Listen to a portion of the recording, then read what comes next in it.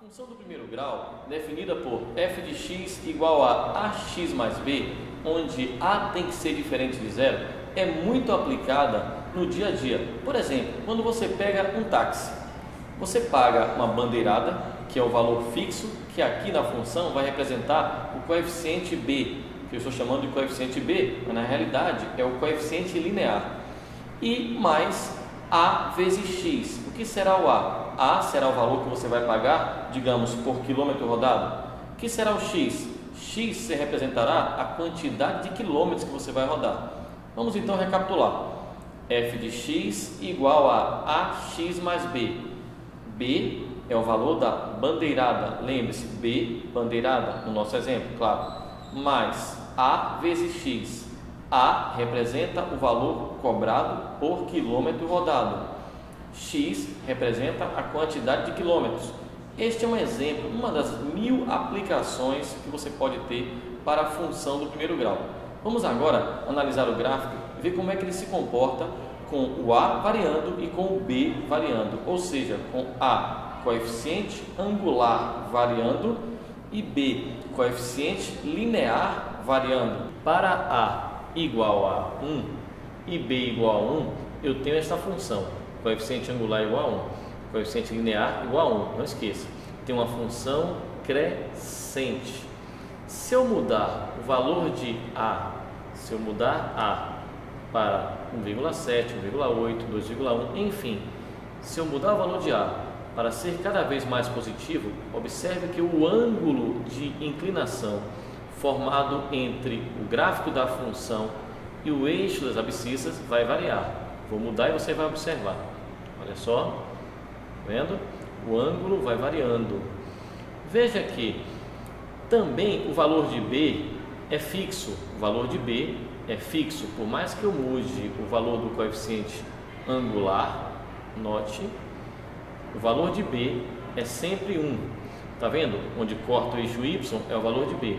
Então, B está fixo, o valor onde corta o eixo Y também está fixo. Tony, então o que significa isso para a gente?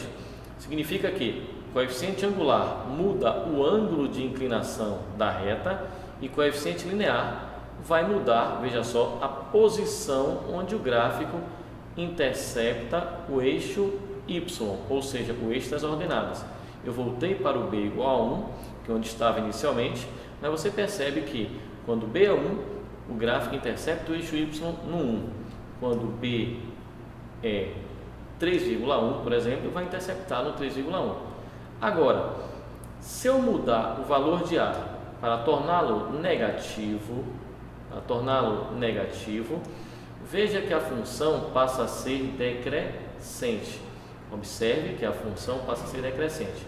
A negativo, função decrescente, não estou mexendo no valor de B. Logo, o valor de B fica fixo.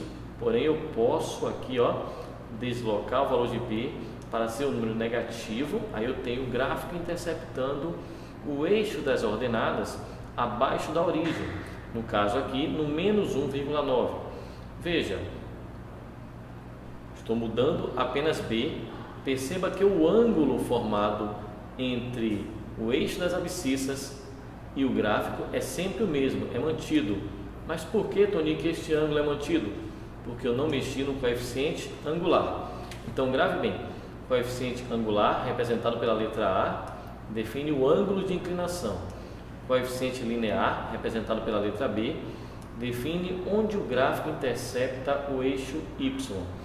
Agora, e se B for igual a zero? O que acontece se eu colocar, por exemplo, um B igual a zero? Observe. A função passa a cortar o gráfico, ou seja, passa a cortar o plano cartesiano bem na origem.